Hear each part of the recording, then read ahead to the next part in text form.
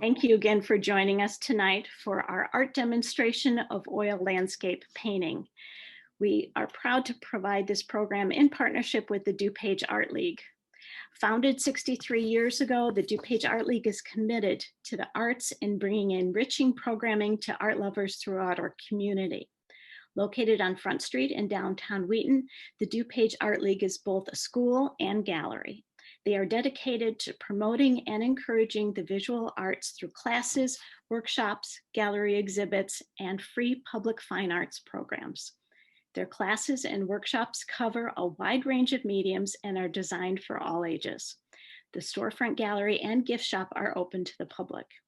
We are grateful to the DuPage Art League for arranging tonight's demonstration by acclaimed artist William Worcester. For Bill, every painting begins with the serene light of nature, painting loosely and intuitively to create the warm glow of the landscape with a minimum of detail. Utilizing a tonal effect mixed with subtle impressionism, he explores and captures the experience or feeling that the place conveys. William devotes the majority of his time to studio work and is also an experienced teacher. His pieces hang in many corporate and private collections. And now I will turn the screen over to Bill. Thank you so much for being with us here tonight. Thanks, Barry. I hope you can see me. Am I on screen? Yes. Hello, everybody out there in Zoom land. This is my first Zoom demo, though I've done painting demos in the past. I teach here at the DuPage Art League. And I want to thank the DuPage Art League and the Wheaton Public Library for having me tonight. If you are interested in what you see tonight, I do have classes at the DuPage Art League. You can also go to my website, which is www.williamworcester.com, or you could visit the Proud Fox Gallery in Geneva, Illinois. Or if you're really adventurous, you could travel up to Folly Cove, Massachusetts, to Folly Cove Fine Art in the Rockport, Massachusetts. Anyway, enough about me and galleries and stuff. You're here to learn about oil painting, and hopefully I won't steer you too wrong tonight. The first thing I'd like to do is kind of go over the materials that I use. My palette, my brushes. I don't really use a medium, but I'll go over the solvent and stuff. So if we could turn the camera down to my palette, can you get that? Is it in there? Mm-hmm. Okay, we'll start out first with the colors on my palette. I always use a red, a blue, and a yellow because they're primaries. I vary the other colors quite a bit, and I usually use maybe a warm and a cool of each primary. That being said, I've been painting for so long, I get bored if I use the same palette over and over and over again. But the palette I'm using tonight is fairly representative of the palettes I mostly use. And I think, like, if you look up other artist palettes on the internet, you'll find that pretty much they run pretty similar. You can't really paint without the primaries. They're called primaries because they are primary. You can't pre-mix a blue. I mean, you can change a blue, but blue is blue. Unlike green, where you can add yellow and blue together and you get green, or orange, blue cannot be mixed. And the same with red, and the same with yellow. So those are the primary colors. The other colors that you get, like secondary colors, like orange, purple, and green, are all mixed. So anyway, my palette right here consists of, right now I'm using titanium white. This is lemon yellow. You could also use cad yellow light or Hansa yellow light or cad yellow lemon. It's sort of my cool yellow. This right here is cad yellow medium. No, it's actually deep, cad yellow deep. That's a very warm yellow because it leans to red. This is Napthal crimson. It's also called bright red in Winsor Newton. or permanent red in Rembrandt oil colors. This is alizarin crimson. So that's my warm red. And the alizarin crimson is my cool red. Because the warm red leans towards orange and yellow. The cool red leans towards blue. So it's alizarin crimson. Then here's my workhorse color. I think if they quit making it, I'd have to quit painting. It's ultramarine blue. Ultramarine blue is, boy, I'll bet you it's on 90% of the palettes in the world. Okay, pretty much any color you need can be mixed from those colors. Once you get your primaries, then, and you can mix your secondaries, other colors, like when you go to the art store, when they have things like flesh pink or fuchsia, those colors are what, you know, you could buy if you want to experiment with them. You could probably mix them from the basic palette. But a lot of times artists put colors on their palette because they don't want to keep mixing them all the time. They want to, you know, like basically if I mix this yellow and this red, cad red light, well, actually natural crimson, and this cad yellow deep, I'm going to get a cad orange. And I could put cad orange on my palette, you know, to save time. So it's the same with like other colors like yellow ochre. But I only have two convenience colors on the palette tonight, and that's burnt sienna, and this is a cold gray. It's by Rembrandt. And the reason I've got the cold gray on my palette is because I'm going to be doing a landscape scene, and some of the stuff in the landscape is going to be in the distance. Things as they go in the distance, they get cooler, bluer, grayer, softer edges. So instead of like spending a lot of time mixing up a lot of grays tonight, I'm just going to use the gray right from the tube and mix the color into it. I won't put the gray directly on the palette without another color mixed into it, however. So that's basically the palette for tonight. And then here's my, I'm using a solvent. I'm using Gamsol, which is made by Gamblin. And the reason I use it, it's the least toxic of all the solvents. And I find it works really well. I like Gamblin products. I use Gamvar for my varnish when I finish the painting. And then the other things that are essential is brushes. Now, I'm a fanatic about brushes. Unfortunately, people go, well, what brush do you use? Well, that's like saying to a carpenter, what, you know, you only use one hammer. You know, you might need a sledgehammer if you're breaking up concrete. You might need a tack hammer for other projects. So brushes to me are like different tools in the toolbox. So I tend to use a wide variety of brushes, not all of them in one painting. And sometimes I get lazy and I do the whole painting with one brush because I don't want to clean all the brushes afterwards. But mainly I like about a size 8. This is a filbert. It's got a round edge. Is it coming up on the camera? Mm-hmm. If anything I'm doing doesn't come up the camera, let me know, because I don't have a monitor. I like these.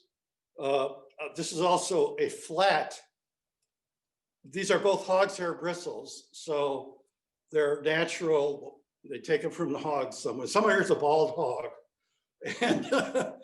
and that's where they make these brushes from. I also sometimes use brushes that are like, see if I got a round here. Yeah, sometimes I'll use a round. I usually don't use these kind of brushes too much unless I'm trying to do some branches on trees and things. And then I have some specialty brushes, like once in a while I like to use the fan brush. It like applies things like leaves and stuff, and I can do big areas. And I don't use the regular oil painting fan brush. This is a encaustic fan brush. I found they're like more reasonably priced, and also I think they're built to go through that heavy encaustic wax, so they're stronger. And I've used brushes like crazy. I'm not the patron saint of brushes. Let me tell you, they all hate me because they get worn and beat up. Because I will do anything to get a good painting. So The other tools that I use for applying paint, oh, I forgot this one brush. This is like, some people call it a rigger. It's just really long. And this is another brush that I have that's kind of weird that most people don't. This is a pinstriping brush. They actually use this to pinstripe cars. And I find that this one it's more durable than the kind of brushes they sell oil painters. So, so sometimes you can be creative with your brushes. You could even, I've seen people use house painting brushes. You can buy chip brushes. There's even some people have used makeup brushes. It's just how you can just get the paint on the canvas any possible way you can. I also like when I'm painting, and I'll probably show you, of course, the demonstration, is I use paper towels. I know it's said in the demonstration description, rags, but I really use paper towels. Rags are sort of inconvenient. And I use Viva paper towels.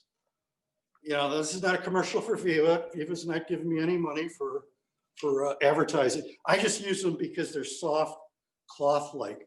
Sometimes Bounty and some of the other brands have little grids in them. When I wipe paint on the canvas with them, I get little scratch lines, which I don't get with these. Also, blue shop towels, like they sell to auto mechanics, are really good. The other tools I use for applying paint, and these are really handy tools, is palette knives. And I like these two sizes. I use them for applying paint, and I also use this for cleaning my palette because I can scrape on the palette.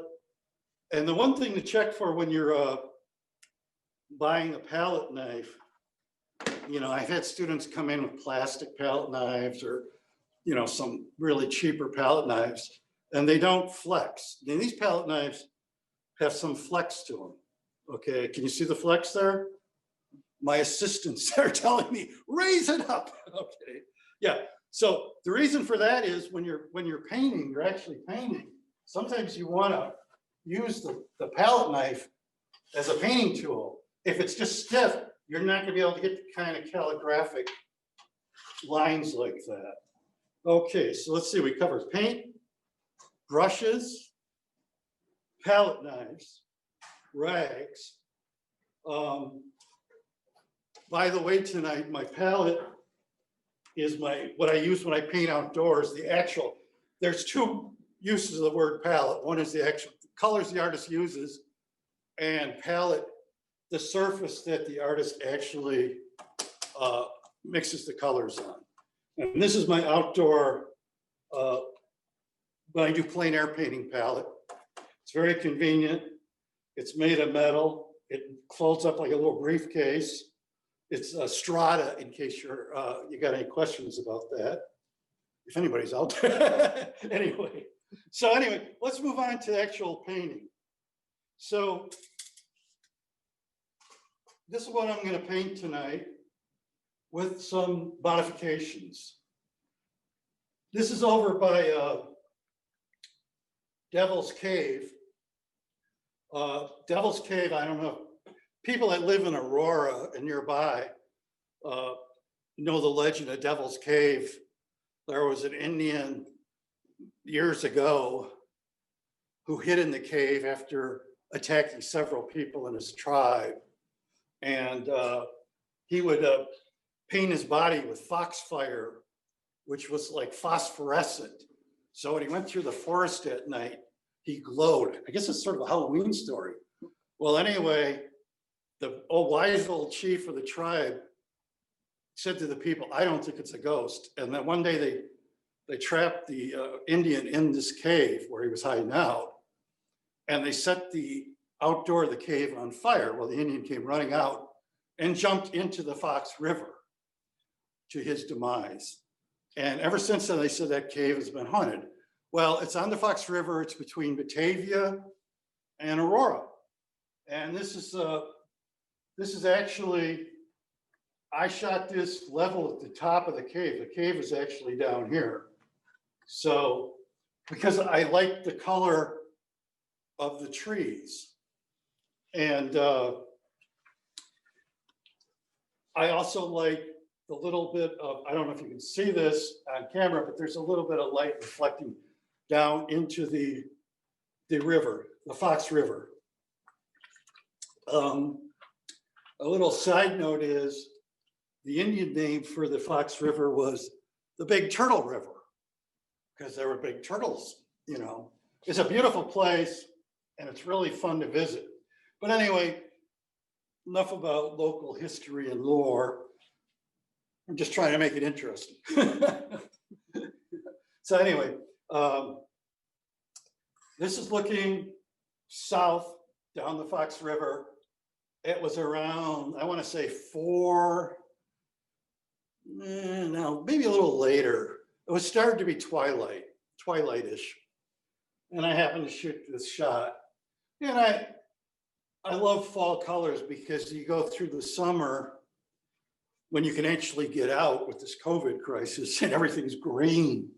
I like the fact that fall starts to break it up with some beautiful burgundies, browns, oranges, yellows, and amber colors and stuff. And so I'm going to paint this. A couple things about this is I looked at it. One thing is, you know, a lot of times I paint outdoors and sometimes I paint indoors from photographs. Well, when you paint from a photograph, even when you're painting outdoors, you don't have to include everything that's in the picture. You also, nature doesn't like get a modeling fee for us. So nature doesn't go, okay, how do you want me to pose? So a lot of times you'll get a beautiful scene, but there may be something in nature, or maybe you're at a forest preserve and there's a beautiful scene and they've got this huge barrel for refuse and garbage in front of it. Believe me, you don't have to paint that barrel if it, you know, you romanticize your scenes.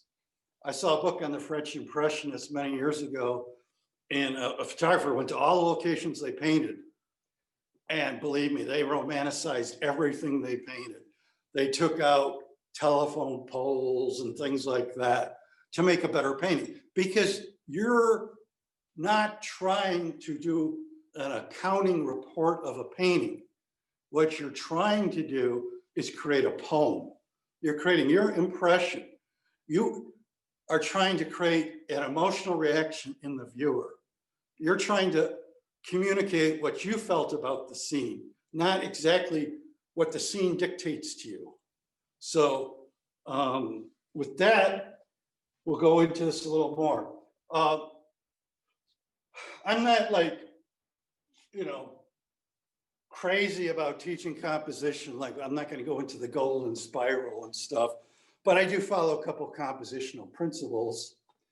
And one of them is the third, which in other words, if you drew an imaginary tic-tac-toe board on your artwork, you would see like the thirds, and wherever the thirds meet, like right around here, like if I was drawing that, as a matter of fact, I did a little value sketch, and this is not meant to be a fine piece of art. It's just meant to think about the composition of the painting. And you can see I drew the little tic-tac-toe board, which gives me the thirds. 1, 2, 3, 1, 2, 3. And right about here, wherever these points meet, is what you call a focal point or a center of interest point. Now, you don't have to use each one of them, but maybe pick out one that you're going to focus on more than the rest. So you develop that area the most, and everything that goes out from that, you can have looser.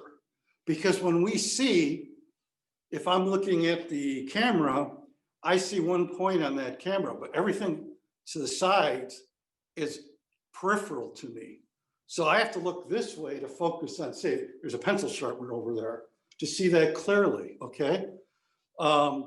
If I look at that, then everything over here is in my peripheral vision. You know? So if you paint like you see, in other words, you're not going to paint where the whole canvas is detailed. You're going to allow for the, you know, the idea of peripheral vision, and you're also going to allow, I like to think of, for some mystery, leave something to suggestion, something for the viewer to figure out in their mind. Now, I'm not saying confuse the viewer. I'm saying leave them something to chew on. Like if you see a movie and it's really a basic movie, you don't really think about it much. You go, oh yeah, they got the murderer, and the movie is over. But when there's like several complex plot points and maybe some philosophical discussions and a little bit of mystery, you go, next day you're having coffee with your friend and you go, well, you know, I think that person, maybe they were the one who inspired that person to commit the murder. Yeah, you're right. You know, I didn't think of that, because the people that made the movie left something for you to think about. Okay, so that's what you want to try to do with your composition. You want to get people into your picture and you want them to focus on it, and you want to give them something to think about. And you also want your painting to be sort of like, I call it the Roach Motel. Remember those old commercials where the roach would go in and they wouldn't come out? What you want to try to do with your composition on your painting is get your viewer to go into the picture and not want to leave the picture. So don't put anything in your corners that are too prominent, because they'll create little arrows saying leave the picture. If you got a line through the picture, put a visual break in a bush or something to break that line up so it doesn't say, look at the picture next to me. So you want to keep people focused into the picture, okay?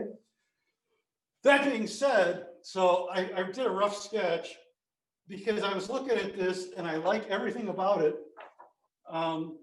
In terms of color, I'm a little not so excited about this. So I decided I'd do a value sketch, and I decided I'm going to make this a little darker than it appears in reality, because I want your eye to be like kind of like in here and maybe over here. Okay, so, but what I don't like is this is very low, this area here. So what I decided to do was raise that up a little bit. I did in my sketch, so it doesn't feel like it's sinking off the bottom of the canvas. Okay, so if I copied this photograph exactly, this would look like, I think it would look like this is going a little too down south, okay? So that's my thinking on this. So let's actually start painting this painting. I think I gave you a little bit about my pre-thought. Is there any questions about what I've talked about so far? Anybody? No questions quite yet. Go right ahead. Okay, cool. All right, so I'm gonna actually start blocking in the canvas. I don't really follow an exact process. Like if you look at some of the art magazines, they got step 1, step 2, step 3, step 4. Painting isn't that neat. Usually for me, it's step 1, step 2, step 3, go back to step 2. I had a friend who had to do one of those step-by-steps for Artist Magazine. And I said, you know, I didn't know you worked like that in those steps. He goes, I don't. I had to make it up for the magazine. They needed a step-by-step. Okay, don't turn me into Artist Magazine for that. Anyway, I'm going to start by looking at once again, I'm looking at the picture and I squint my eyes and I see I'm looking at 1, 2, 3, maybe 4 big masses. So what I like to do is I like to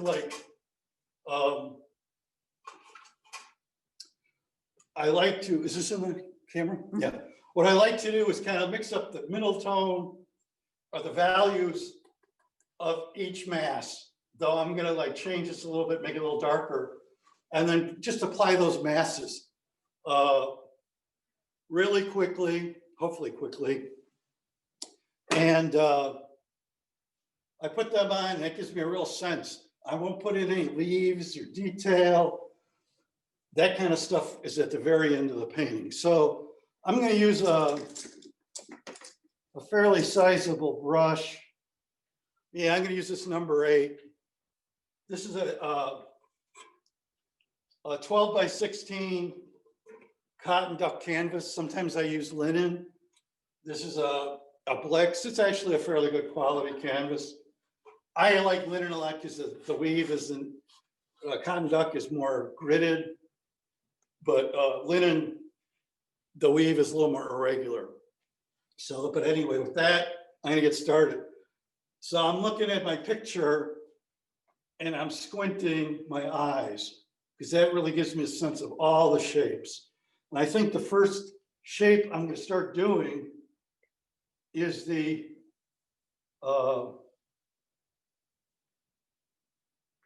some of the orange that I see in the trees. And I should have put up more yellow out because I can tell this is going to be, and so I'm mixing the orange, and the orange is kind of brilliant, and I want to make it a little slightly less brilliant. Most things in nature aren't super brilliant. In other words, high chroma or saturated. So I'm going to add a pinch of the complement to the orange, which is ultramarine blue. Blue is the complement to orange. So I hope I don't get too confusing for everybody. But, and I don't thin the paint a whole lot, but in the beginning I do, just a touch on the edge of the brush so it spreads a little on the canvas.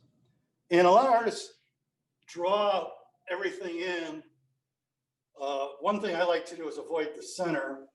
So that's why that dot's there. Avoid that center.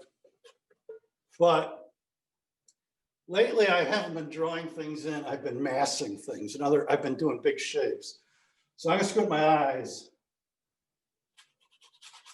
And I'm just gonna start massing the shape in as I see. And obviously now I need more paint. I can see it's actually getting a little more muted there. There we go. Now this on the photograph is a tree branch coming down. I don't know if I'm going to put that in. I'm going to hold off, make that decision later. Bill, just a quick question. Do you ever tone the canvas first? Yes. Sometimes I tone it with like burnt sienna or yellow ochre or cadmium orange or even Indian yellow. I don't always do it though, because sometimes when you tone the canvas, what happens is the color goes through the pigment to tone the canvas, and it makes the light go through the pigment to the canvas and bounces back. Well, if I want real bright oranges and stuff like I do in this piece, I want the light going through the pigment to hit white and bouncing back like a stained glass window more than I do, than I want the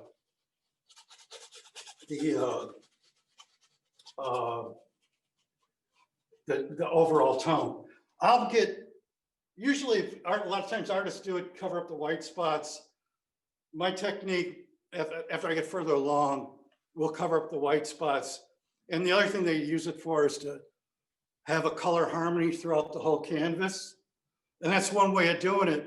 But I use such a limited palette that you will get color harmony by not having so many colors on your palette. Okay? Did I answer your question? Yes, that's great. Thank you. Or maybe I'm answering too much. Okay, so I'm just blocking in big shapes here.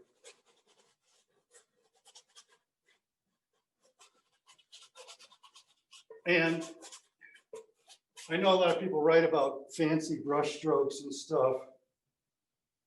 At this stage, you don't have to worry about your brush strokes being too fancy. You just got to get the canvas covered.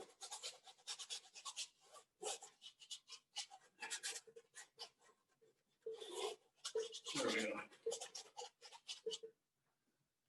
I know One thing about painting is it's like building a house. It doesn't always look good at every stage. You have to have faith that it's gonna, because like a house, like my point on a house is it's usually a big hole in the ground, the first thing. So you gotta dig that hole and have the foundation. Once you lay the foundation, then you build on the house, and then you could, at the very end, put on the little flower boxes on the windows and stuff, which beautify. It's the same with painting. So in the early stages, the painting might look a little rough, but that's okay. I'm used to that. You just gotta have faith that you're going to make it work in the end. Now, what I did there is I added a little of blue to my gray mixture because I'm gonna block in some of this here, and I want that to go back, so I'm graying it quite a bit. And still keeping it blue. And I'm keeping in mind my little sketch here as I do this. In other words, you don't do the sketch and then just throw the sketch away and go, well, that's that. You know. Okay, now I gotta be careful because I want to make sure I'm not in the center. There we go. There's the center right there. So that's good. So let's see. Some of this is coming forward a little bit, so I can actually go a little more color there. There we go. Now, okay, I'm going to come forward a little bit by adding a little more yellow. Yellow drops out in the distance, so the further back you go, the less yellow you're going to see. So let's do this.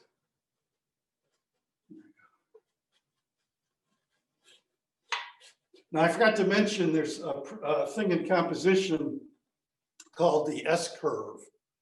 And I'm going to create an S-curve in this painting with the river, the part of the river. I'm still squinting my eyes, but what I'm going to do is, see this here, this shape here?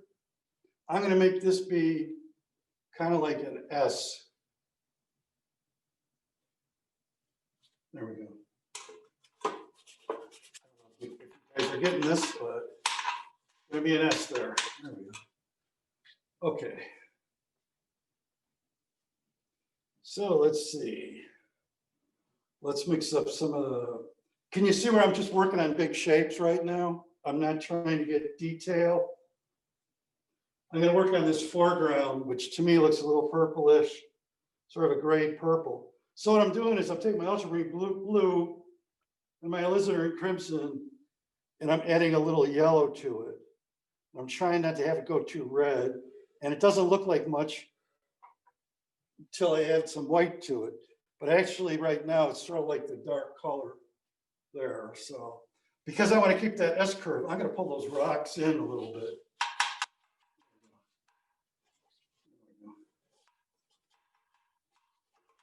Now, what I tell my students is, you know, you really haven't started painting until you get the whole canvas covered. That's my philosophy. You know, it's kind of like I'm just laying in areas. So I leave the sky to last usually too. You get another paper towel. It's weird painting to total silence. I've usually got like a podcast or some music on or something. Okay, I'm gonna like go just a little. And you know what?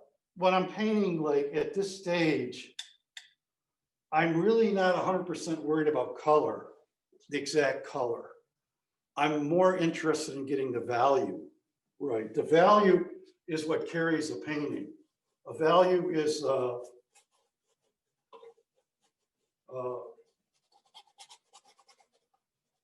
a value is what makes you know that a black and white photograph of Abraham Lincoln is a black and white photograph is Abraham Lincoln.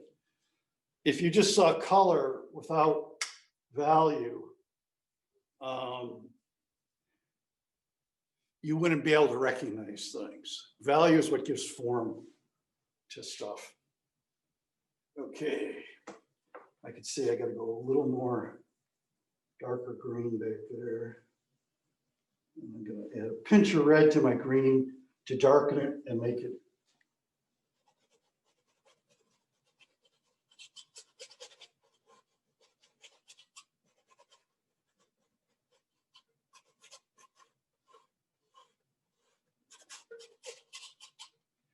There we go. I don't know. I said, I kind of try to hold off to the detail in the sky sort of to the last. So I'm really going to go, where's my third? It's right about there. So this is not going to be the final thing on the tree. But what I'm doing is I'm just placing it so I know where that tree goes. And I'm not doing the whole thing here. I've moved it over a little bit in my composition. And I'm moving this a little closer. There we go. So there we go. Now I know it looks like, oh yeah, just, you know, but give it time, give it a chance here. Once I got that dark on my palette, I'm going, I might as well use it. Sometimes if you see a color in a spot,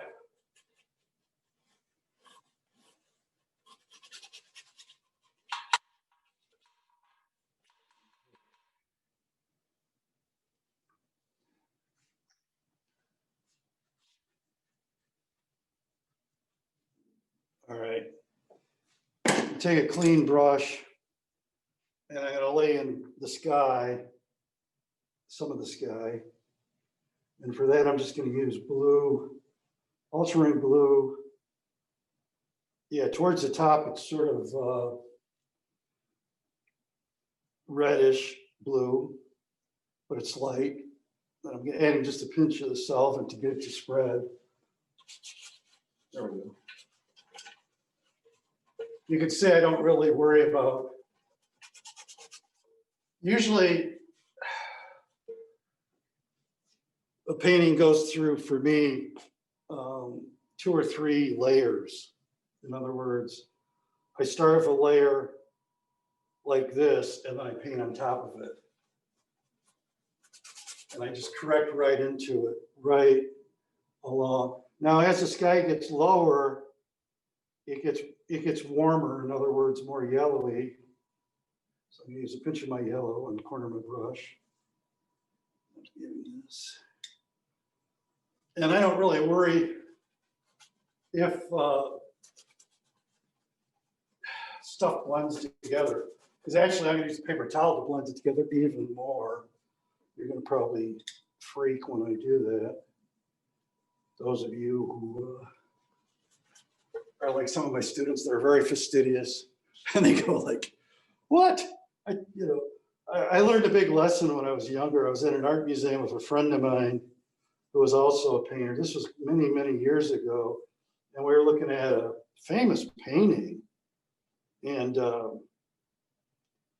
looked at it and go, oh, you know, I don't know. I don't think that's all that good. It's got like, look, it's got all those paint streaks there. And my buddy goes, that's what it's about.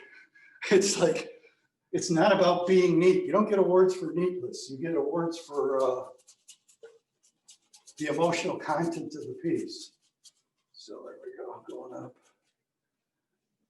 Okay, it's gonna go a little lighter. But you can see, basically there's 1 big shape, 2 big shapes, maybe 3 or 4 here. And this water goes across there a little bit. Okay, then it's sort of like a bluish water that comes down. A little more blue-green, there we go.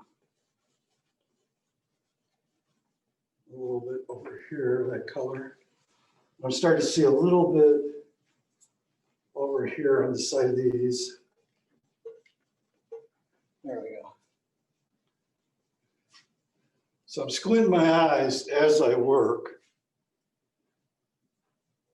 And let's get some of this in the foreground there.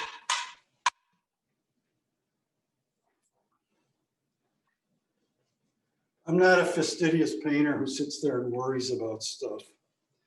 It doesn't really help you. You're better, you know, nobody dies if you do a bad brush stroke or something like that. Okay, so I'm going to create that. There's sort of a salmon color at the bottom of the sky. It's a light red, yellow. There we go. So I'm just using my red with a little bit of white in it that I already had there. So I'm going to lay that in. There we go. So now I'm going to take, I can see where that color is down here. And I'm going to use my magic eraser paper towel and wipe some of it out where I want a little more of that to go in. There we go. There we go. Put that in there. There we go. And so let's see. Bring that. I'm going to bring that down even further.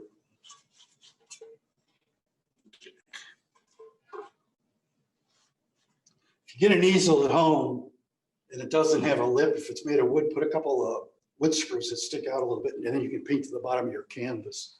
Sometimes the easel designers don't think about, hey, person's got to paint.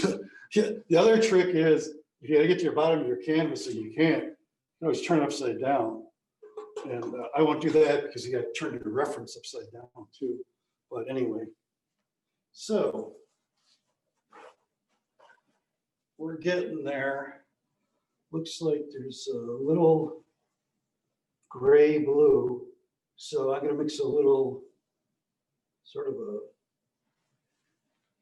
you probably are going, wow, you know, he doesn't sit and worry about his brush being super clean all the time. You're right.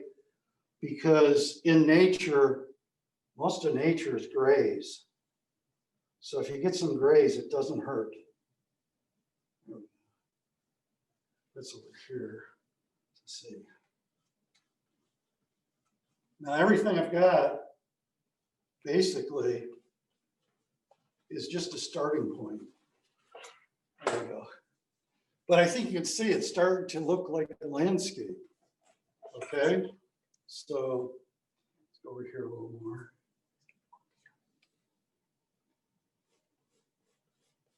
It's the water kind of coming down. There's a little path coming up here in this, but I'm going to leave that out. And I'm just going to have the water come all the way down to the bottom. So.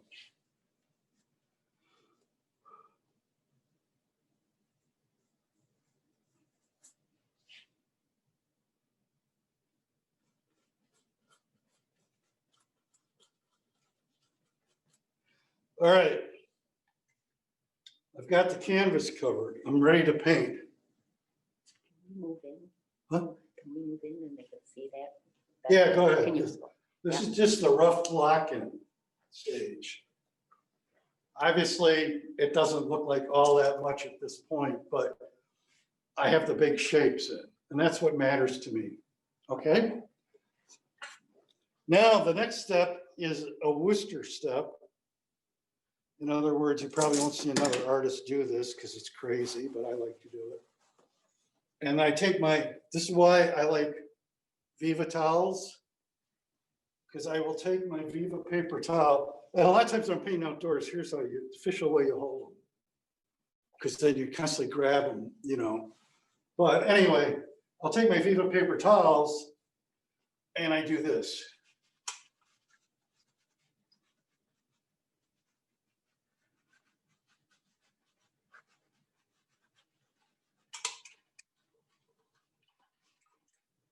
What am I doing? I'm softening all the edges and the whole everything. because I want tight edges, hard edges where I really need them. I don't want them all over the canvas. So I kind of, this is my little trick. It's not really a trick, but it works. I block it in and then I leave it like that. And even though I'm doing this, I'm still looking at my reference and I'm still kind of drawing with the paper towel there a little bit. There we go. There we go. It's okay if I get some of that green up in this orange, because green does go up in the orange in reality. There we go. Now it's all blocked in. And now it's just a matter of refining what's on there. So I pick an area that I want to like fix up a little bit. And I think like, I'm going to do like the bottom of the sky a little bit. Now, when you're painting the bottom of the sky, you're also painting this tree and this tree, because the tree itself would be a positive shape. The sky around it is negative. So what makes the painting look kind of interesting is when an artist goes back and forth between the positive and negative. So that's what I plan to do. So go in here, I'm going to kind of like, there we go.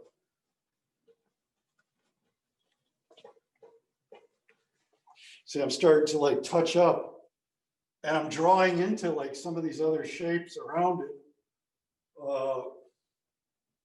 with the sky color. Let me go up. There we go. Now, the top of trees oftentimes almost fade into the sky. So I'm going to put a little of that, I call it salmon color. It's not really salmon color. I'll hear about it from one of my friends who works at a grocery store. Hey, you're calling it salmon color. What you don't know what you're talking about. Because I don't, you know what? Artists don't go, oh, flesh. Like if you went to the store, you could buy a tube of this and they call it flesh. I call it red with a little white in it. So I'm going to go slightly more yellow in that. There we go. Now, at this point, a lot of what I'm doing is not thinning the paint that much anymore. See, I didn't, it's gonna, the other thing is, you might want to notice how I'm holding the brush. Look, see how I'm holding the brush? I'm not holding it like this. This is fine, you know, sometimes for detail, but you can hold the brush like, excuse me. You can hold it at the end, which Sargent, you know, Soraya had a brush that was 6 feet long. And you could work from a distance with it.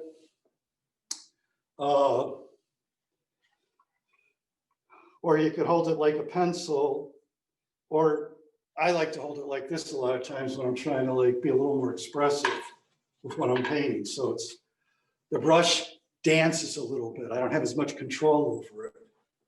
So let's see here.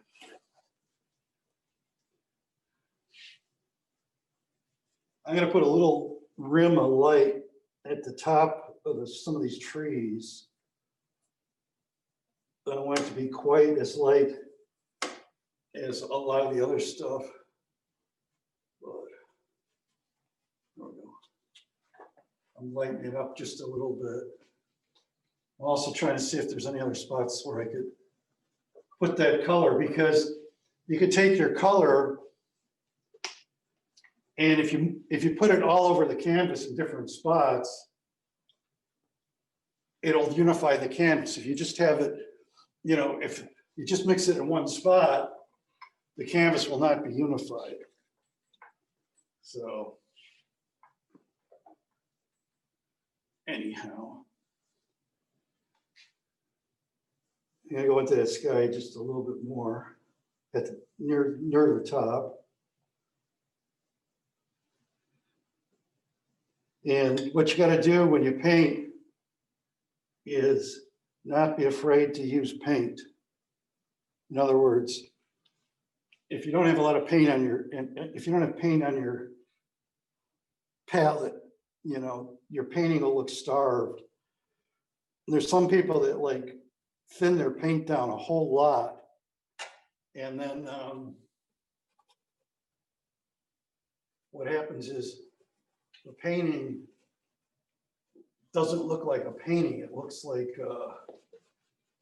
a bunch of washy stuff, which is okay if you're doing watercolor. Nothing wrong with watercolor, but when you're painting oil, try to get some paint on the brush and move it around a little bit. There we go.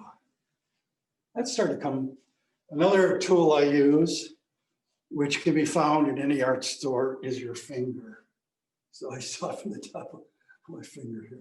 Okay, that was supposed to be a joke. My assistant, they're wearing masks. I can't tell if they're laughing or not, or going, oh my God, this guy's, you know, bad sense of humor. But sometimes, see how I'm softening the edges in the distance there? Well, I'm using my finger. You know, they used to identify the Rembrandt project, which goes around, scholars that identify Rembrandt's paintings would often identify Rembrandt's paintings and some other famous artist paintings too, by their fingerprints in the paint. So anyhow, okay. That's coming along okay. I don't know if I'm crazy about the shape, but I guess it'll do. All right, I'm gonna lay in a little more of the oranges on the tree. Now, because this is a demo, I'm doing some things like, you know, in maybe slightly out of order or going a little quicker than I might in the studio, because I'm trying to like have something that's halfway decent by the end of our little time together. So what I like to do sometimes, even though I use the brush a lot, is I like to use the palette knife. And so like I'm gonna kind of like just get some of that right on there.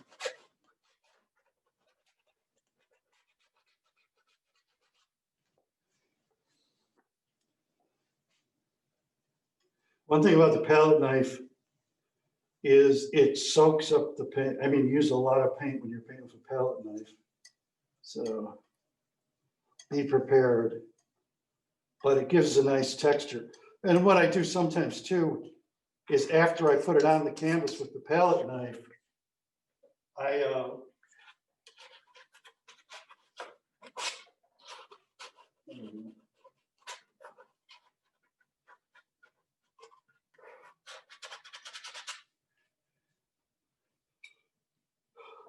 I'm gonna mix a little green into the orange because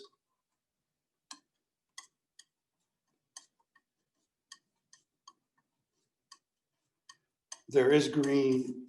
If you go out and look, even the big orange trees and stuff, they have some green. And what happens too, if you mix enough green into the orange, you'll get a brown. Because actually brown is just a dark orange. There we go. And I want to go a little darker there. So I'm adding a little blue to my mix.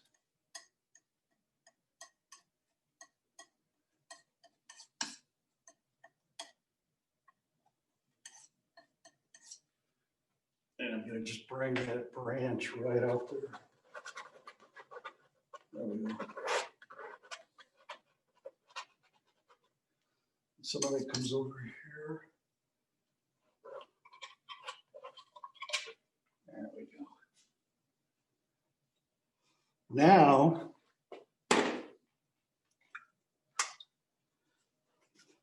I'm going to take a little of the sky color that I mixed and take a brush. And I want the sky color to be slightly darker, so I'm not taking super from the light.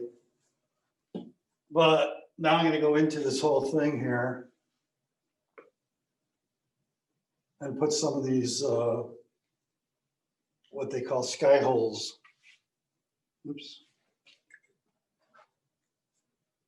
Into the piece.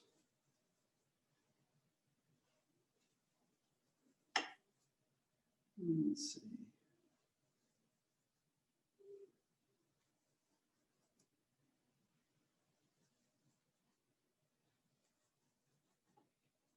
That'll do. Doesn't have to be perfect.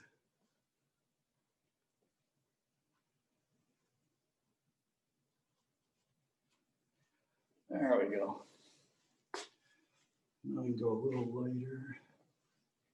It really is a matter of like getting some stuff down and then just keep correcting it, making it work. It's not draw it in with pencil and then just fill it in. All right, that's not too bad.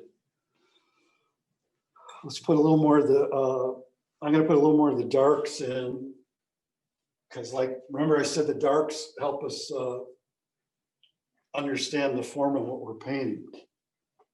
So I'm mixing oops, I'm gonna need more, well, that color's kind of nice. Sometimes on your way to one color, you find another color that's great.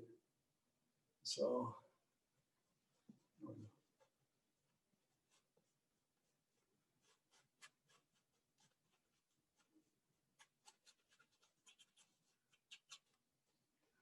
Now, one thing I don't do is I don't worry about if this tree looks exactly like the tree in the photograph. Nobody's going to go out, look at your painting somewhere, go to a gallery or something and go, oh, that tree is not exactly like the tree that's out there. You know, it's artistic license. So you want to get the tree, you know, you want people to know it's a tree, but you don't have to have it be like exactly like the tree that's out there. Every so often too, it doesn't hurt at all to stand back from your painting,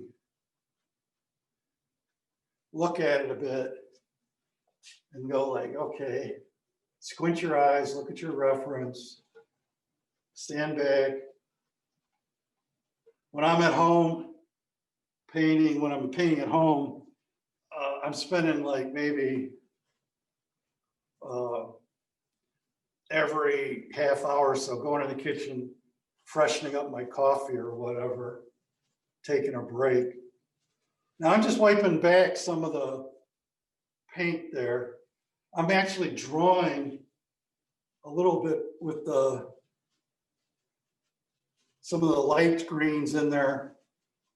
I'm just indicating where they go with my paper towel. Okay. So what I didn't notice was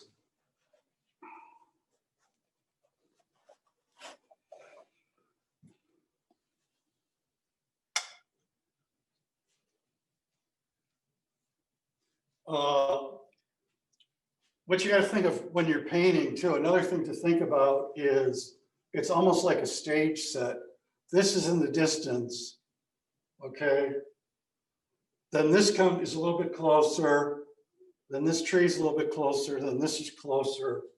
So the level of how you paint them is all based on where they're at in spatial locations. So a lot of times you might want to start with the background, you know, you might want to start, you know, kind of like in here and then come forward a little bit. So let's see. I'm going to replace some of my darks here because I'm losing the sense of form. I've got a fairly good big brush, so I'm gonna kind of just roughly, I'm not gonna try to detail the top of these trees, but I'm just trying to get a sense of where stuff is still at. There we go. And it almost doesn't matter if you got exact color match. What matters is you get the value. And the other thing I like to do too is I like to keep my corners darker. You know, I don't have this one darker yet, but if you darken your corners a little bit, let's do one. So you get the idea. Like if I darken this corner a bit, there we go. It makes you stay in the painting. So what you want to kind of do as you work is try to find ways to keep your corners a little bit darker. So even up in the orange up here, I can't see it in the photograph because there's these leaves there, but I'm gonna like fake out something that looks a little darker in that corner. There we go. Now, the only place that, I better grab another brush.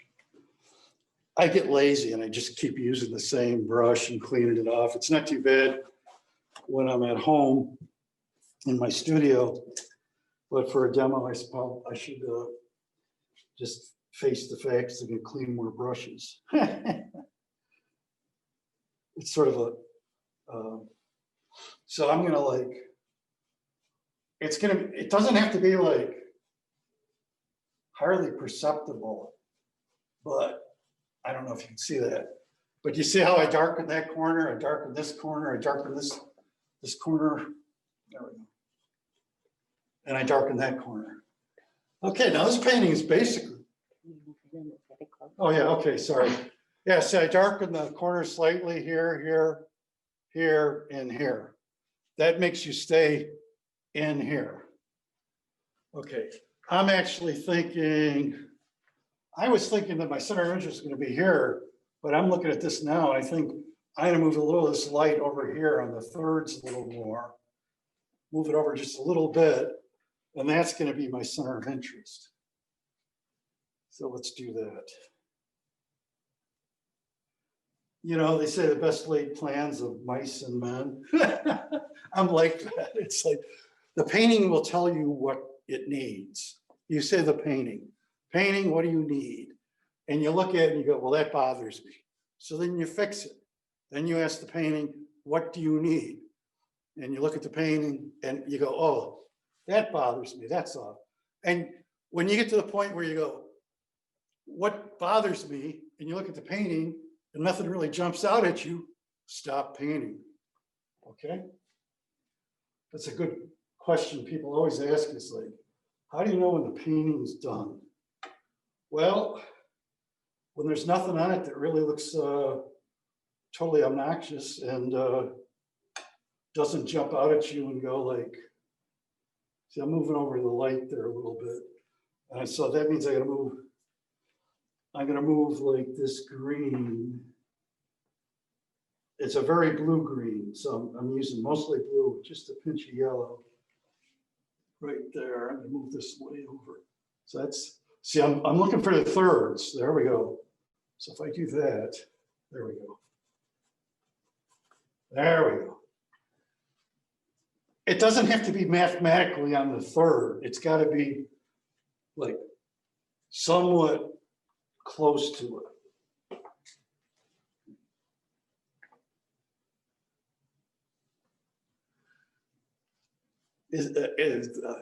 Are there people watching? It's really quiet. You know, I feel like, you know, a stand-up comedian who's like, you know, used to do it at a comedy club, and then he's doing his act in front of like a camera. It's got to be hard. Okay. We're definitely watching, Bella. It's turning out really well, and you're in the commentary as you're painting has really been helpful. Thank you. Okay, great, thank you. Good to get some feedback. So, okay, so I see like there's a branch of the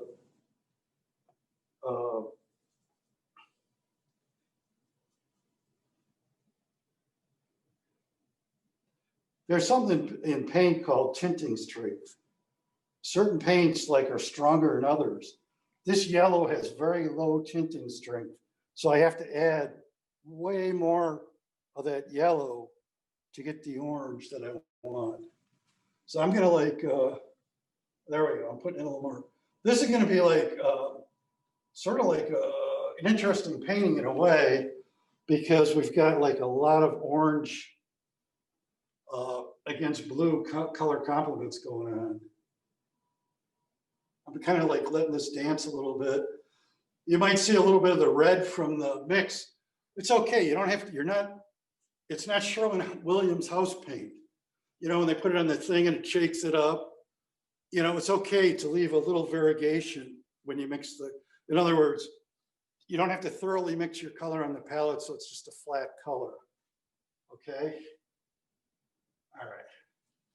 I'm going to go into like, now I've got that orange.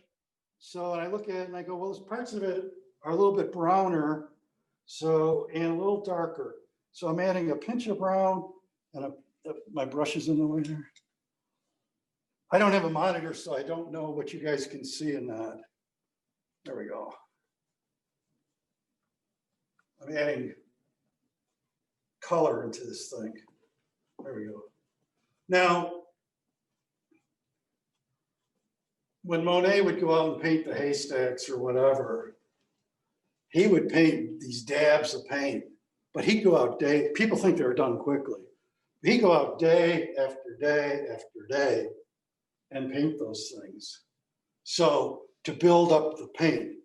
So that's what kind of is really nice about oil paint is you can start really, once you get like to this point, obviously you got to keep correcting stuff, but you can kind of like build the paint, keep like layering it, texturing it, varying your, you know, a lot of artists, you know, when they paint green, if you're not careful, your greens will look boring because you're not mixing browns and reds and oranges into your green. You vary your greens by adding color into them. Okay. Now I'm going to restate once again some of this because I'm trying to get a feel for it. There we go. There we go. Okay. All right. Now I just look, and this part is what's hard to teach because I'm really at the point with a lot of it where I look at it and I go, well, this is a little blue-gray here, this is a little brown there. I need to add this there. And sometimes I like to just not worry so much about drawing in this. I'm spotting in the color. Now over here, the water right here on the photograph, there's a bush stopping it, but if you didn't have that bush there, this water would go right off this side of the canvas, and it would lead the viewer's eye out of the canvas. So by having this bush here, which is fortuitous, sometimes you got to make one up, but this creates what we call a visual break. So it keeps your eye in here and not going off. So I'm going to emphasize, I'm going to put that water in again, and, running off there a little bit. And then I'm going to like restate that bush, making it break. In other words, a visual break.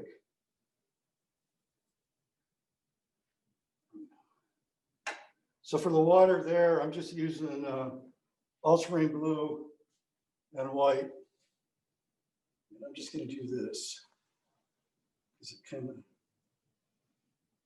and you know what? A lot of artists will like when they got something like that water and there's a bush in front of it, they'll bring the water up and stop where the bush is at. And so like they might create a line between, you know, I see it a lot with trees. They'll bring something up and they'll stop like a space before the tree. So a lot of times it's better to just like, whatever's in the background, run it forward a little bit. And then, you know, you can break it up this way, but I like to break it up with,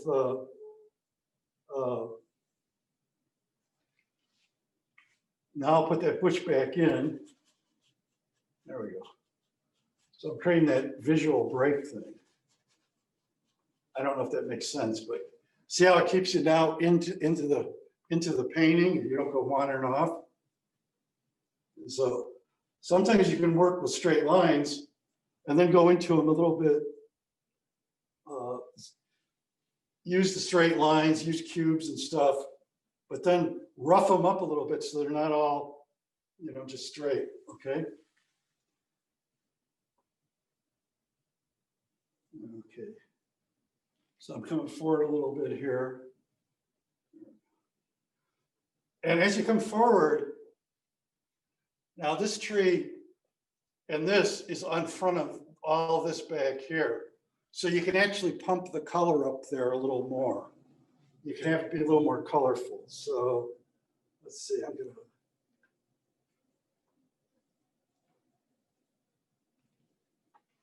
Mix some of that.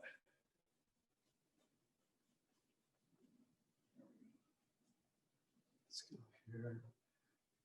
Now what I'm really doing is I'm just looking at the painting and going, I'm seeing this color here, I'm seeing that color there, and I'm mixing something close to it.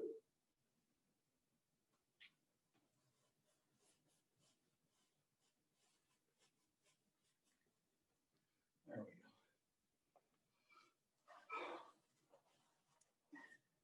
go. Now if my work gets too brushy, once again, I still do the old, my technique, break things up a little bit, make it look a little organic. All right, let's restate the tree, the trees here, put a little more of the filigree in there. So you get a sense of a little more that what's really going on. So let's do that a little bit. And this technique will help you. I can use this brush. It's a smaller, thinner brush. It's an egbert. An egbert is just a long filbert. I think they're related somehow in England, the egberts and the filberts. And I want this to flow a little bit. So I'm gonna mix up a dark. And there's several ways you can mix up a dark. You can mix ultramarine blue and your burnt sienna, or you can mix all three primaries. You can mix your ultramarine blue, you can mix a red in there, you mix a yellow, and together they form the center of the color wheel, and they'll create a dark. So I mix it up a little bit how I do it. Now, when I'm painting a tree, I paint the tree as if the tree matters. In other words, don't just paint the symbol of a tree. Try to look at the tree and paint it like you're painting a portrait of somebody, or you're painting a portrait of your dog or something you care about. A tree is just not a tree. I mean, it's a living thing, and I'm not trying to get all kind of wacky here, but if you just put a generic tree in your painting, it's going to look like a generic tree. It's going to look like a symbol and not what it really is. So, okay.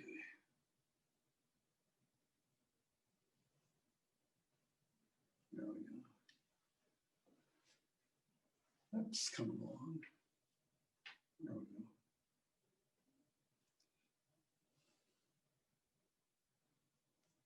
Like I said, Degas said a painting is a series of corrections. So, And that's really true. You get something down, you correct it. You get something down, you correct it. The two things you want to do is in the beginning is try to get your values right and try to have a halfway decent composition.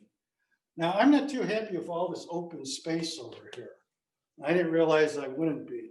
So I'm gonna like make something up to go there. And it's one nice thing about painting landscapes that you can't do when you're painting people or something. You can't make up an extra nose on somebody's face to make the composition better. But you can fake a bush that doesn't exist. There we go. There, I think that closes. That was kind of going off a little bit too much there. So I'm just trying to like, there. And actually that green is kind of, I could restate some of that up here.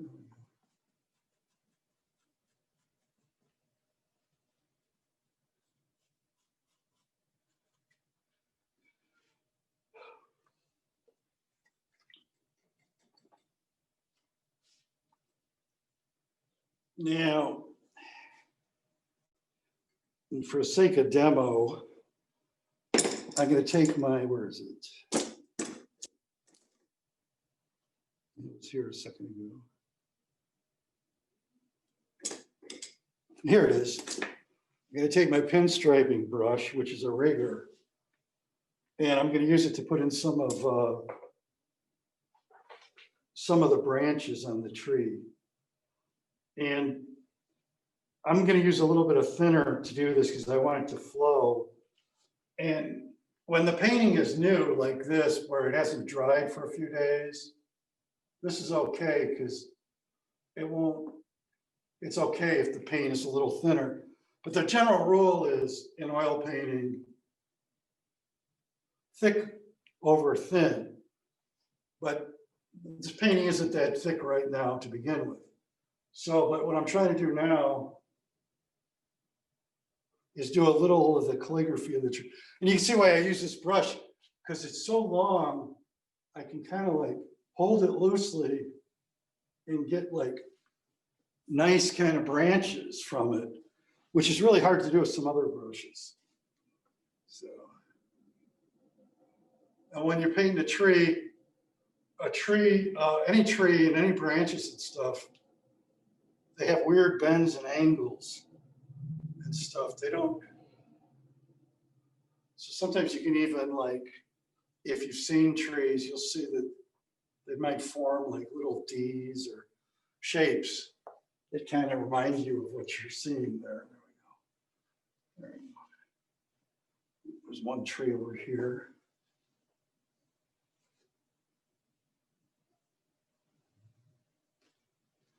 The other thing that happens with trees is they break up. Sometimes foliage gets in front of them.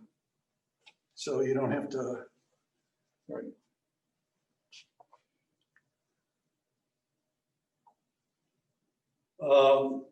The other thing is when you're painting, you don't have to put in every tree.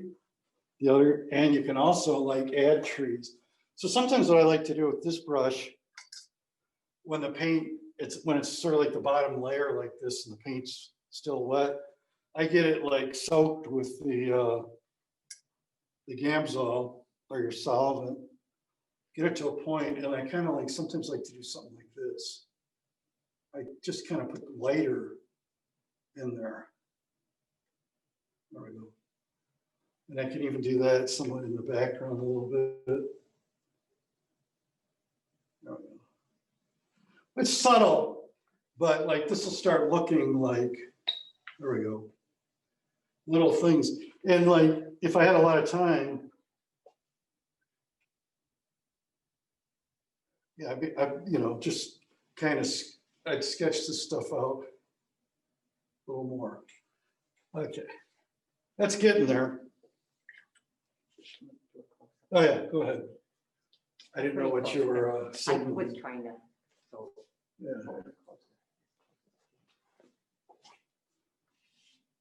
There we go. Okay.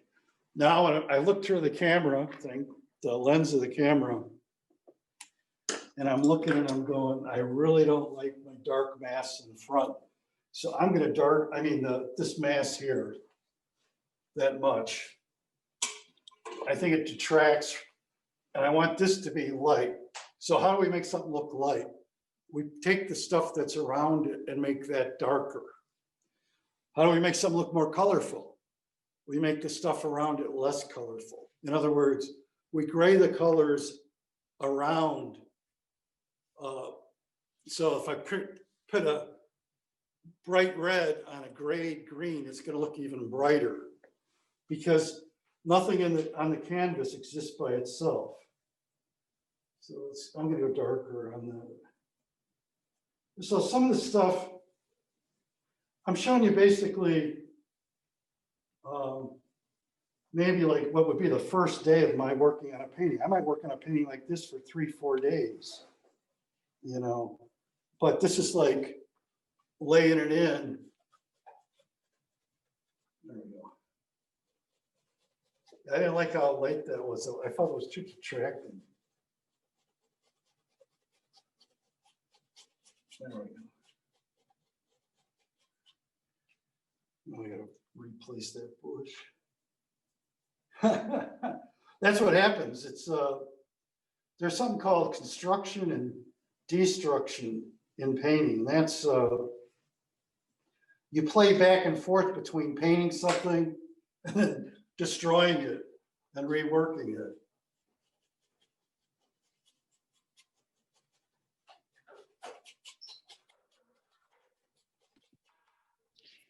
Bill, like, can you talk, I'm can sorry. you talk to us? It's all right. Can you talk to us just a little bit about how you decide what to leave in, what to take out, maybe how you decide what to add to the composition? Oh yeah, yeah. Well, first off, I leave out like on this one, I'm only indicating like this brick wall or stones.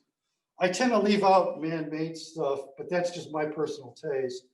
I want stuff to look like it could exist before man was on the planet and could exist after man was on the planet. In other words, if we have a, you know, and it's, when you say like I was working on this and there was only one tree in the photograph, I would make up a couple more trees, or if there's only 2 trees, because one tree or like one object in a photograph, usually, I mean, in a painting, looks kind of static. You need like, the rule of 3s doesn't apply just to how you divide your canvas.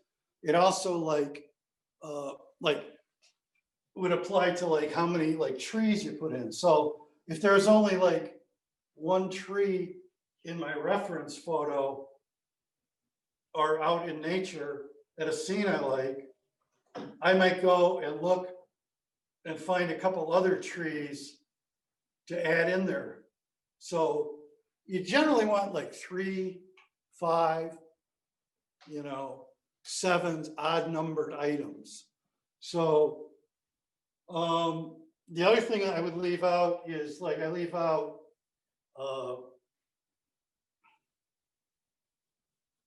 let's say there was some kind of weird dead tree in the water that looked like a spider or something like that, that would confuse the viewer.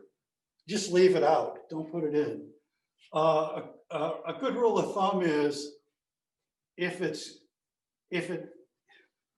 confusing, leave it out. There's all kinds of anomalies in nature that are confusing to people. Like maybe you got a building that's exact height of the top of your tree.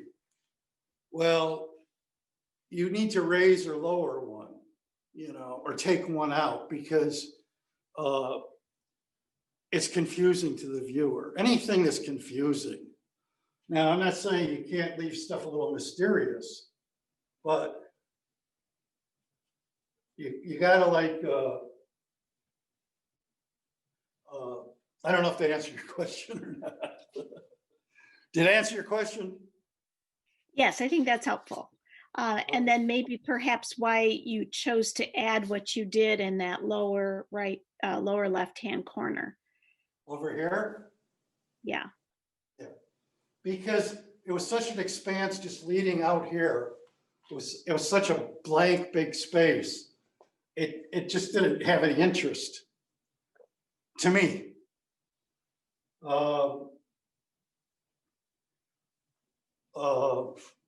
Yeah, I think like it was creating a space too that's kind of competing with this over here, which is going to be more of the interest area. Okay. Did that answer your question?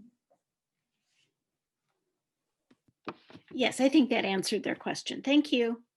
Okay. Yeah, see,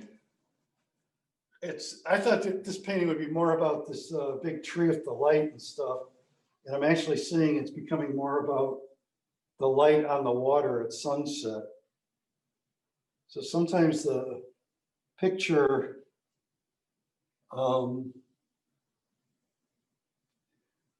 sometimes the painting says, oh, you thought I was about this, but I'm about this. Now see, what I'm doing now is laying in just more, getting more paint. So I want it to look like an oil painting. I don't want it to look like it's just thinned out like a print or something like that. So I mix that orange that I'm going a little green into it, which turns it to brown. And actually, let's just go full bore here.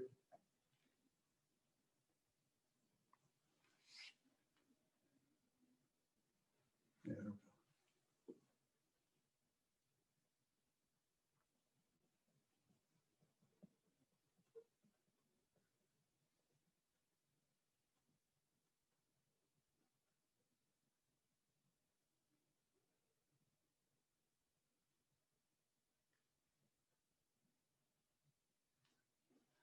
Now, I don't worry about anything not being perfect because like you always correct. It's like a series of, like I said, a series of corrections, a series of layers.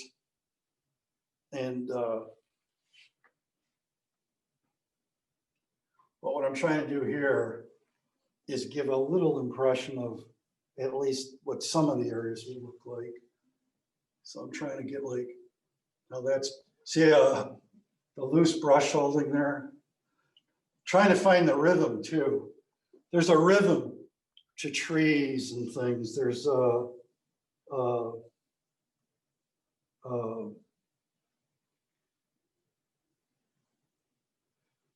in other words, there's a flow. It's like music. You got to kind of like, you know, that's why like I'm kind of like letting the brush dance a little bit. I'm trying to create that energy a bit.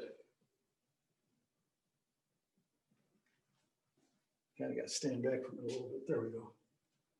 Okay. I think you can see where it's a series, like I said, a series of corrections. I just keep looking at it and I go, well, this needs to be darker. This needs to be lighter. There we go. That's actually, I think it's starting to look like something. There we go. All right. Let's get a little of that. You know, and now it's just a matter of refining what I've done. It's not, like I said, I look at it and I go, oh, I could, I'm seeing something like a little darker there. And I'm seeing like little touches that I need to do. And I just keep playing, I'll keep playing with it till it actually looks like something. I don't know if that's, it's not exactly the happy painter, Bill Alexander's approach, or, Bob Ross where I can say, okay, just do step 1, 2, 3, 4, and you'll get it. It's actually you relating to the canvas. And the real fun part about painting for me is not about when the painting's done. It's not about if people say, oh, that's beautiful. It is nice when you get a check from the gallery if a painting sells. But the part that keeps you painting is the actual process of doing this. I mean, for me, the reward of actually putting paint on canvas, when you think about it, we're taking sticks with hairs from a hog attached to it and taking linseed oil with pigment like burnt sienna here. Well, burnt sienna is dirt from the town of Siena in Italy. And they take it and they bake it, and then they add linseed oil to it. So you're actually working with like very earthy things. And you're taking your magic wand made up of hog's hair and wood and dirt and linseed oil, and you're making an illusion of something that exists in 3D reality. That's the fun of art. That's why it's exciting. And like, you know, as you keep working on it and you refine it and you make it look more and more like something that's real, though I still try to, even though I should caveat that, I try to make it look like something that could be real, but I still want it to be a painting. I like the idea of like you actually see paint and stuff on it. Okay, let's do.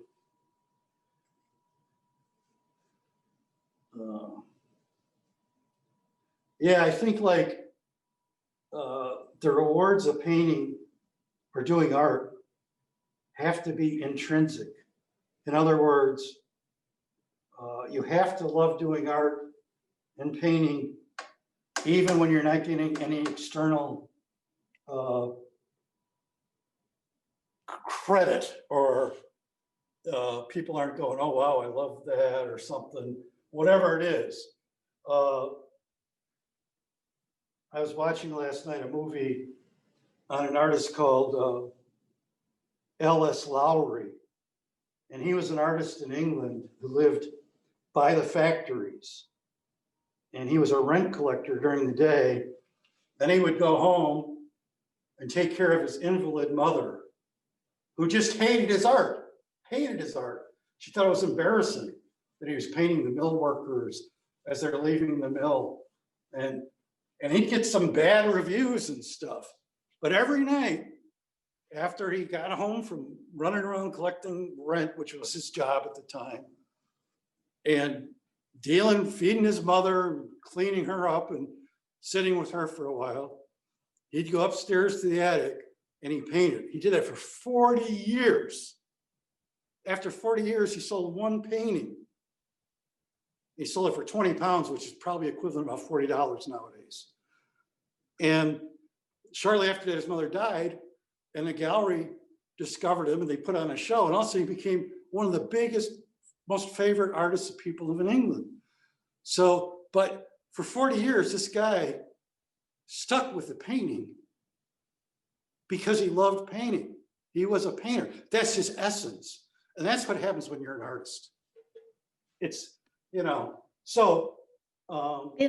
Bill, you obviously love to paint. Someone is asking how often you paint, if you perhaps paint every day or.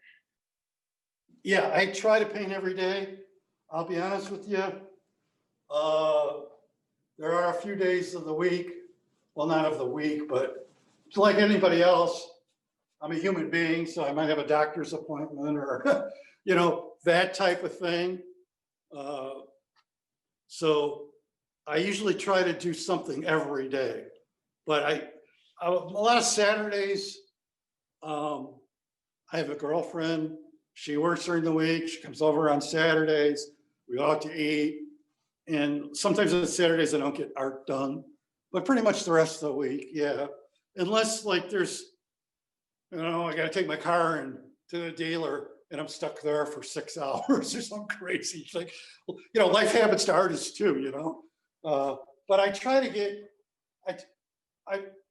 the trick to painting, and I know I'm sounding like I really know it all, but I really don't. I don't really know the trick to painting.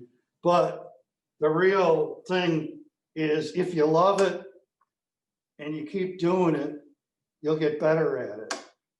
And that's the whole thing about it. You'll just, but it doesn't happen like overnight. It happens, over a period of time. And you've got to like be able to just weather the vagaries of life. And you've got to like be able to take criticism and rejection. I mean, because you'll get a lot of it. And you've got to have that inner core within you that says, darn it, I don't care what other people say. I'm a painter, just like Ellis Lowry did in the movie. You could, it's a little slow going in that movie, but if you get a chance to see it, it's really good. It's by the same people that did Mr. Turner, the painting, the movie about William Turner, the famous English artist. So, anyway, I know I'm going off a little track there, but I think just as important as technique is to people learning to paint, I think encouragement and belief in themselves and what they can do over time. No artist was born, well, maybe Rembrandt or Michelangelo, but most artists weren't born with paintbrushes in their mouth. They had to put in their time and stuff. So,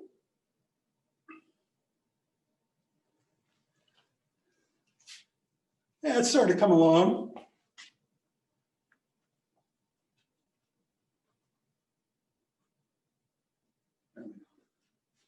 I'm really keeping the background soft. You notice all the edges where the top of the trees meet the sky. I want them to be really soft. So, and even some of this edge of this, I'm going to soften up just a little bit where it meets the sky, just because the very edges will make it look more realistic. And you won't have hard edges. If I put like a super hard edge right there, by hard edge, let me put in a hard edge so you know what I'm talking about. I'll do it with a palette knife.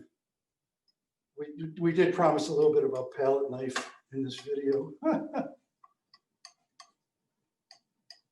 So the trick to palette knife is get a lot of paint on your palette knife. So I'm mixing it up.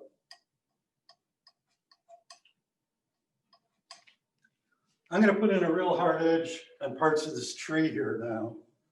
So is the camera set on this so they can see? So what I will do sometimes is I'll do this.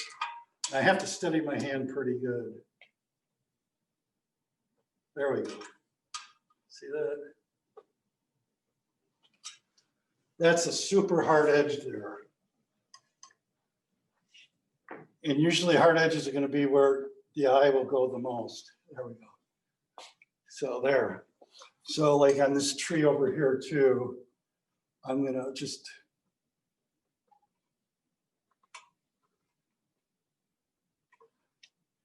there we go. Now also with the palette knife, you can like, there we go. Use the palette knife to sort of draw. The one thing about the palette knife is you can't control it too well. It kind of does what it wants. So you got to kind of use it and then correct with it. So, but I love the palette knife. And you put branches in, and you go back in, break them up a little bit. Because foliage comes over the trees and stuff. There we go. Over here. Oops, I messed up. That's okay. You mess up, what do? Well, you apologize to the patient who died on the table. No, you just fix it. A lot of times with my students, they're like, and I'm not talking about students.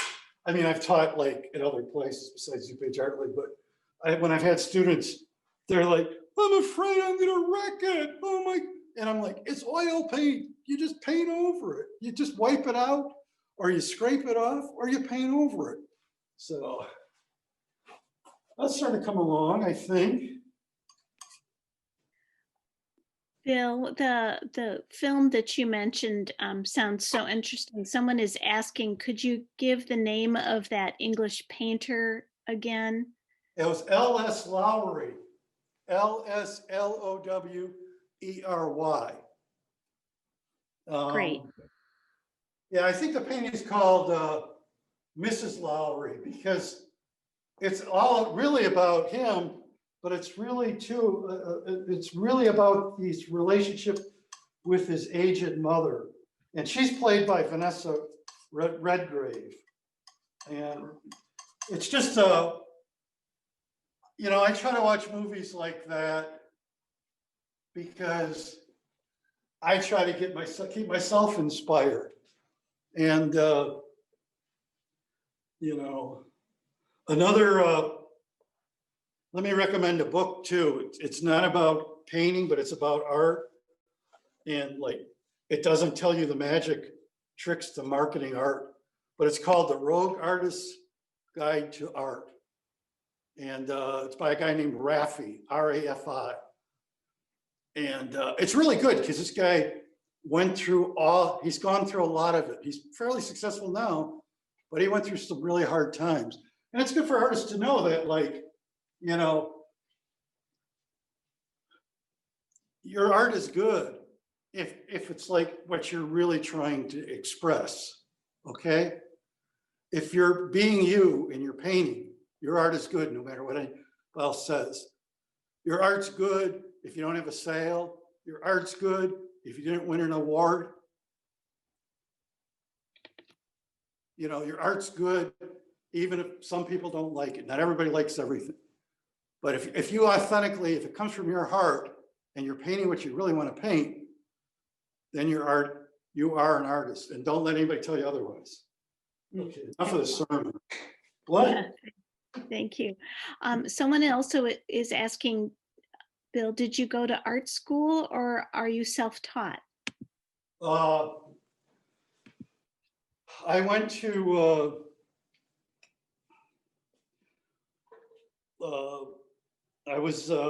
I got my degree in art from North Central College. I also attended for a while the American Academy of Design. And I took figure drawing at Truman College and a couple other community colleges.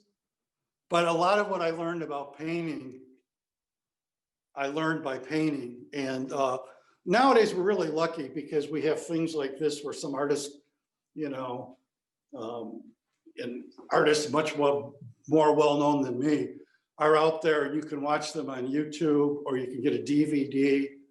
And so I've watched a lot of those over the years. I spent a lot of flight time at the easel and I did get a degree in art, but I got to tell you, it did not prepare me for really painting. And I worked as a graphic designer, managed a graphic design department for a long time. And about, I want to say about 20 years ago. Yeah, God, it was 20 years ago now. I retired and I started painting full time and it was really great. And then the recession hit.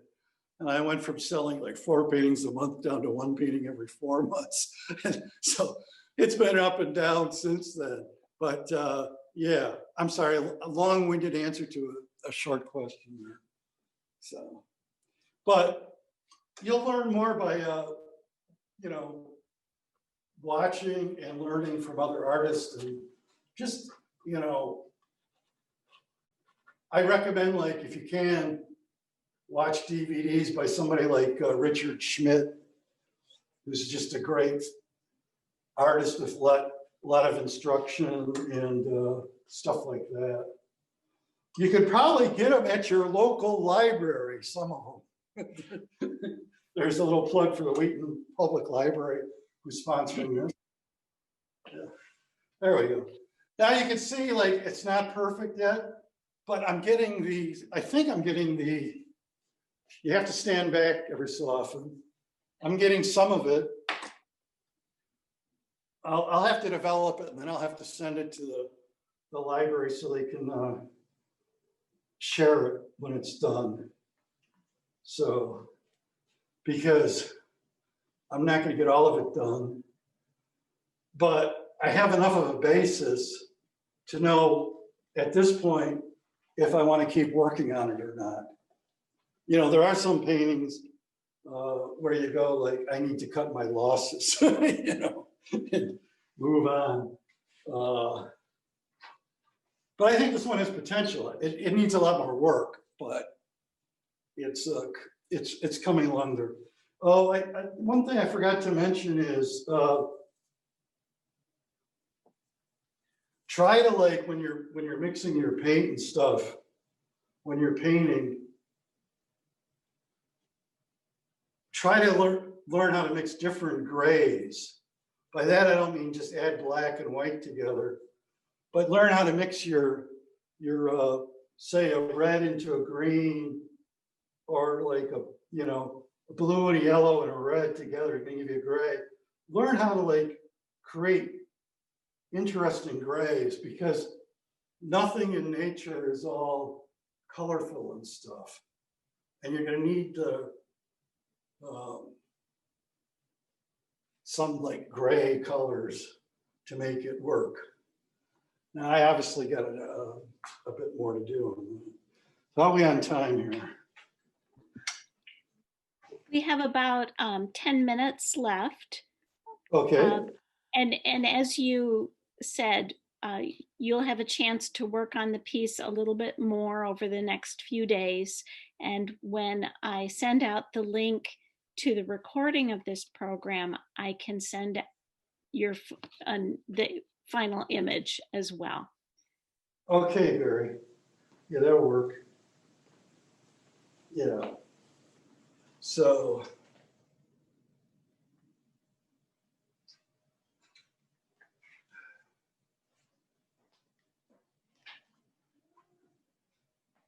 Because you can obviously play around with a lot of detail.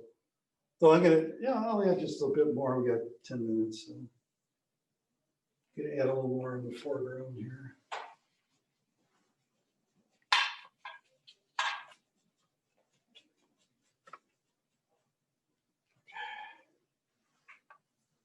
Go back.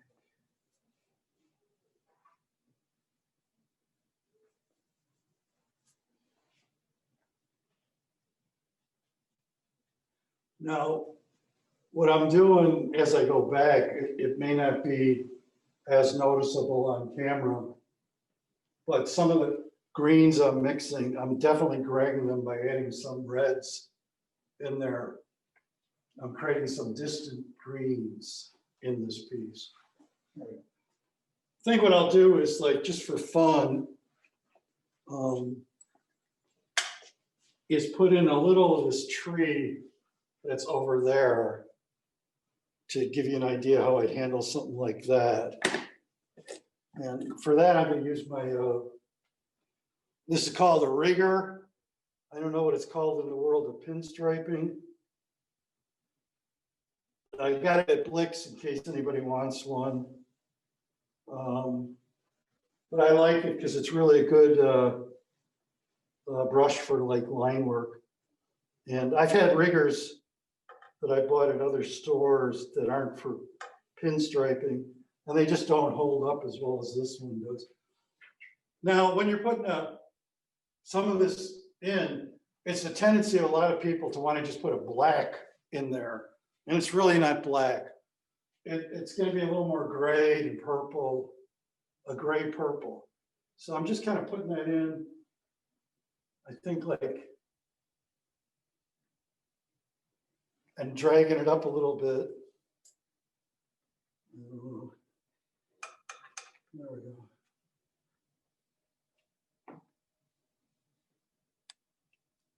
There's some bushes there.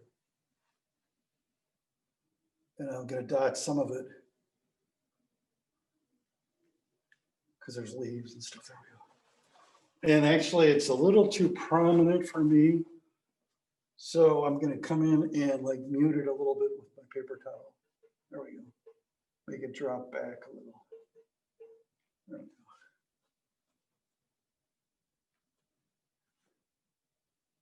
And my finger.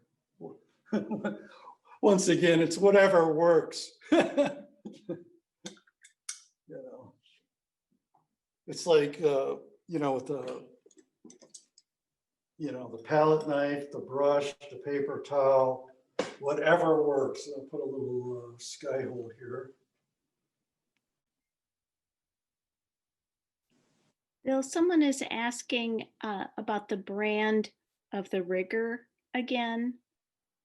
I don't know the brand. They sell it at Blicks, and it's not with the regular brushes. It's with the pinstriping brushes for cars, the Blicks and Donato. So if you went in there and said, you know, where are the pinstriping brushes? This would be that brush would be there. Okay. I have no idea the brand. I have like so many brushes that I know a few of the brands, but I don't know all the brands and all the brushes I have. I'd be a genius if I did. If you have a moment, could you, someone is asking if you could go over again the names of the colors of the paint that you used. They came in a bit late and maybe we could repeat those. Okay. It's pretty messy now. You can see like been intermixing and stuff, but here's titanium white. This is lemon yellow. This is cadmium yellow deep. It was. At this point, if I was painting at home, I'd scrape that off and put fresh paint on there. This is Naphtha Crimson. Basically, it's also called permanent red medium if it's in Rembrandt, or bright red if you're using Winsor Newton. This is alizarin crimson, permanent alizarin crimson, ultramarine blue, burnt sienna, and this is Rembrandt cold gray. Okay. That once in a while when I'm painting too, I'll add like cerulean blue or cobalt blue, but I don't have it on the palette tonight. Okay. Great, thank you. Sure. Someone else asks, are landscapes your favorite subject? What about tabletop, floral, portraits, or cityscapes? I do, let's see. I also like to paint animals. On my website, there's a page called Critters. I don't really paint cityscapes too much. I don't paint still lifes too much. Just kind of a weird philosophy I have. I do some portraits, I've done people, but I like landscapes and animals the best. It's gonna sound kind of strange, but I like nature. I like the natural world. Buildings with all their hard edges and stuff can be interesting, but I am not as excited about them. And I've done some, but I'm just not as excited about urban scenes. I'm more about, I like creeks and streams and rivers and woods and goats and horses and pigs and cows and sheep and dogs and cats and stuff like that. You know, squirrels, rabbits. I painted a rabbit that was in my front yard. Stuff like that I love.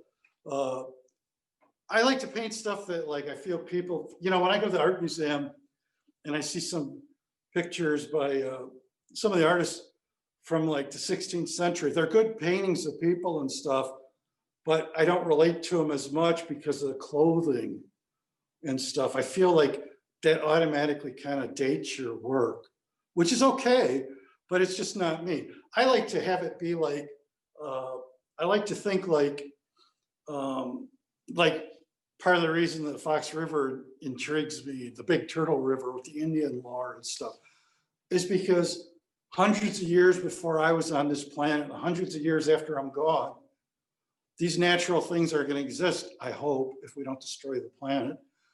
And little rabbits and sheep and goats and hawks and whatever, the natural world will be there. It was there before.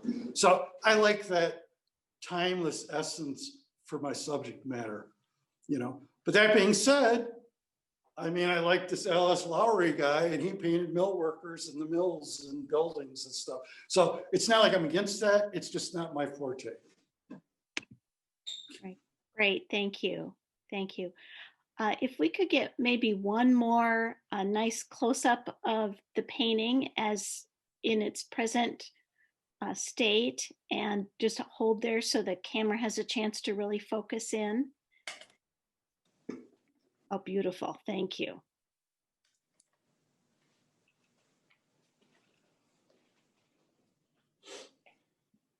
Now another 4 hours more of work and I'll be done.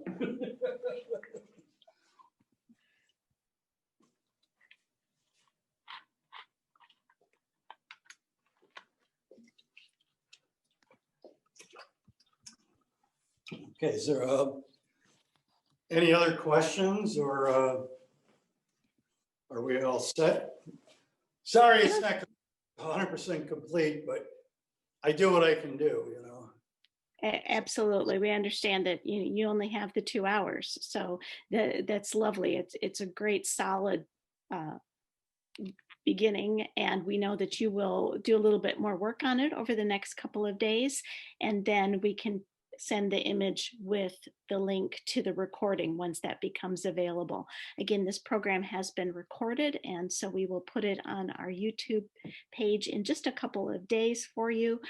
We have lots of thanks to you, William, in the chat and in the Q&A.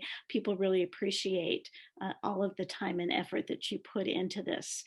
There is a lot of work that goes on beforehand, so we certainly thank you for that. And our thanks to the DuPage Art League as well for putting these things together for us. It's always such a treat, and we certainly value that partnership. So thank you to everyone. And I don't think there are any other questions. I took a quick look, but I think we are set. So thank you so much again. Thank you all for attending tonight. Everybody stay safe and have a wonderful evening. Good night. Good night. Thank you.